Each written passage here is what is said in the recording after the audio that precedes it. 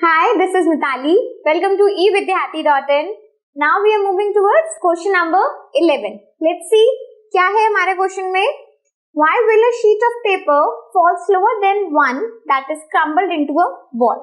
So basically यहाँ पर question में क्या किया गया है, कोई भी शीट ऑफ पेपर ले लिया, प्लेन शीट, ठीक है, एंड देन उसी शीट को एक और वैसा शीट लिया और उसको मचोड़ के पूरा एक बॉल की तरह बना दिया, which we are used to do during school time. क्या करते थे ना, पेपर को कोई भी फाड़ा और उसे ऐसे रोल करके एक दूसरे पे फेंकते थे. तो सिमिलर केस है, एक मेरे पास पूरा प्लेन पेपर है और उसको एक की उसकी बॉल बना के उसको फेंका गया, ठीक है.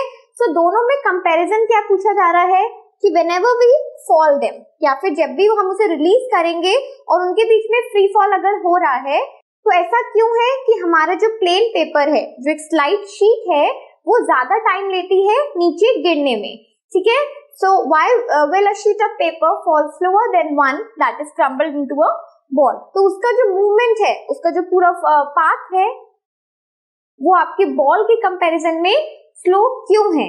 क्योंकि उनका पॉइंट ये है कि है दोनों ही शीट ऑफ पेपर, लेकिन दोनों की शेप में फर्क आ गया और सबसे बड़ा रीजन दोनों के एरिया में फर्क आ गया, ठीक है.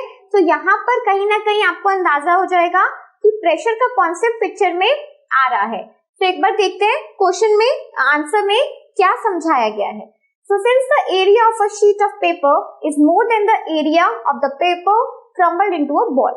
So हमें ये क्लियरली पता है कि अगर हमारे पास पूरा एक शीट ऑफ पेपर है, फॉर सपोज ये हमारा शीट ऑफ पेपर हो गया, इतना तो लंबा पेपर होगा, और सेम पेपर को अगर मैं ऐसे पूरा क्रम्बल कर दूं और एक बॉल की शेप में बना दूं, तो ये हमारा बॉल हो गया, ठीक है.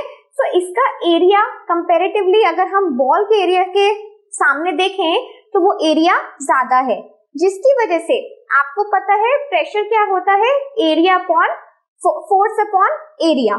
तो अगर एरिया ज्यादा है तो उस चीज पे वही ऑब्जेक्ट प्रेशर कम लगा पाएगा, ठीक है.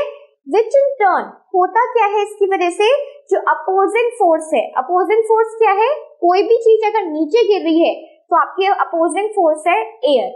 एयर उस पे ज्यादा अपोजिंग फोर्स लगा सकेगी. दोनों ही ऑब्जेक्ट्स पे एयर अपना अपोजिंग फोर्स लगाती है, लेकिन ज्यादा किस पे असर हो रहा है, पेपर पे, क्योंकि उसका एरिया कंपैरेटिवली ज्यादा है और एरिया ज्यादा होने की वजह से उसका खुद का प्रेशर नीचे गिरने की तरफ काफी कम होगा, जिसकी वजह से एयर का जो अपोजिंग फोर्स है उस पे वो ज्यादा होने वाला है. सो therefore a sheet of paper will experience a larger opposing force due to air than the ball. So इसी वजह से हम ये कह सकते हैं कि हमारा जो शीट ऑफ पेपर है वो एक लार्जर अपोजिंग फोर्स को एयर की वजह से एक्सपीरियंस करेगा, और जिसकी वजह से उसका जो मूवमेंट है वो हमारे बॉल के कंपैरिजन में हमें स्लो दिखाई देता है, ठीक है. सो while falling down, hence a sheet of paper falls slower than one that is crumbled into a ball.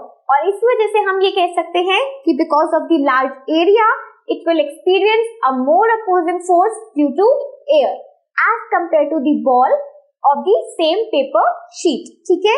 और इस वजह से जो दोनों का मूवमेंट रहेगा हमारी क्रम्बल्ड बॉल का फास्टर रहेगा with comparison with two the sheet of paper, चाहे वही सेम शीट को हमने फॉइल करके हमने उसे छोटा करके फेंका क्यों ना हो, बट क्योंकि इस वक्त एक का एरिया हमें ज्यादा दिख रहा है और दूसरे का एरिया कम है, जिसकी वजह से अपोजिंग फोर्सेस का एक्शन ऑपोजिट हो जाएगा, ठीक है. सो आई होप आपको ये क्वेश्चन समझ आया हो. Now moving towards the another set of questions. Up till then keep learning, keep watching, bye bye.